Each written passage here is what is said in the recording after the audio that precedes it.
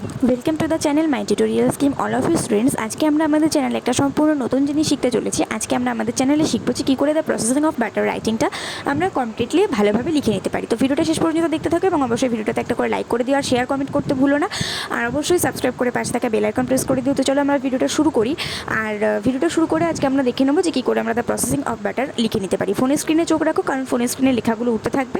Traditionally butter is a product derived from cream inverted to a water in oil emulsion with a minimum of 80% fat. It can be prepared so many steps. ঐতিহ্যগতভাবে butter হচ্ছে এমন একটা জিনিস যেটাকে cream থেকে উদ্ভূত করা হয়, ওয়াটার ইন অয়েল ইমালশন দিয়ে 80% ফ্যাট দিয়ে এটাকে তৈরি করা হয়। আর এটা অনেক রকম পদ্ধতিতে আমরা তৈরি করতে পারি। তারপরে আমাদের নেক্সট স্টেপ হচ্ছে, at first the cow's milk is obtained from the farms. After the arrival of the milk at the dairy, the milk is checked for quality and samples are taken for analysis.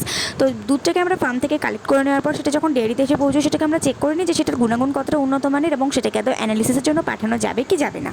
তারপরে আমাদের next part আসবে যেখান থেকে আমরা cream separate করব।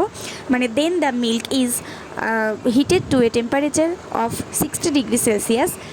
For this, the cream comes out of the top center of the skimmer and the skimmed milk comes out from the outside. Thus the cream separated from the milk. তারপর আমরা ওই দুধটাকে 60°C তাপমাত্রায় ফুটিয়ে নিই। এর কারণে কি হয়, ওই ক্রিমটা ওই স্কিমারের একদম টপ সেন্টারে চলে আসে আর যে টানা দুধটা থাকে সেটা মেশিনের বাইরে বেরিয়ে চলে আসে। এইভাবে আমরা ওই টানা দুধ আর ওই ক্রিমটাকে আলাদা করে নিতে সক্ষম হই। তারপরে ওই যে ক্রিমটাকে আমরা সোর্ট করব, তারপর পাস্তুরাইজ করব, তারপর যে বাটার মিল্কটা আমরা চার্ন করে নেব। আর তারপরে ওই মিল্ক ফ্যাট কালেক্ট করব। এই ধরনের অনেক রকম আমাদের স্টেপ আছে, সেগুলোকে আমরা এরপরে বলতে থাকবো। Thereafter the cream is pasteurised by heated to between 65° and 95° for 20 seconds for remove any microorganisms in the cream, then it is cooled down again. তারপর এটাকে কি করা হয়, এটাকে 65° থেকে 95° তাপমাত্রায় এটাকে করা হয় এবং এর মধ্যে যখন উদ্ভিদ জীবাণু থাকে তাহলে সেটাকে সরিয়ে ফেলা হয়। আর এইভাবে এটাকে আবার ঠান্ডা হতে ছেড়ে দেওয়া হয়। তো তারপরে আমাদের নেক্সট স্টেপ হচ্ছে,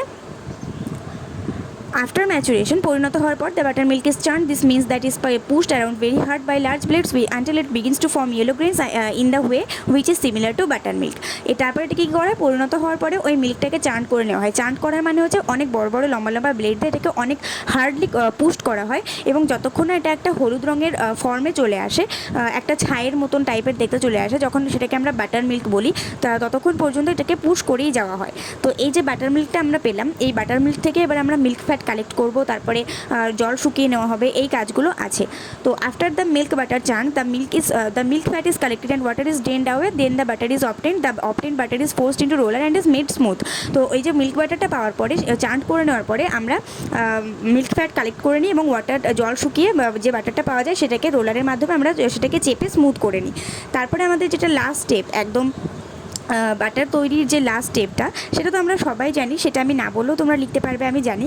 তো finally the butter is packed and sent to market for sale. তো ফাইনালি এটাকে প্যাক করে দেওয়া হয় বা মার্কেটে সেল করার জন্য ছেড়ে দেওয়া হয়। তো ভিডিওটা বন্ধুদের সঙ্গে অনেক অনেক শেয়ার করে দিও আর অবশ্যই একটা করে লাইক করে দিও। নেক্সট ভিডিওতে দেখা হবে, ততক্ষণ পর্যন্ত সবাই ভালো থাকো, সুস্থ থাকো আর মন দিয়ে পড়াশোনা করতে থাকো।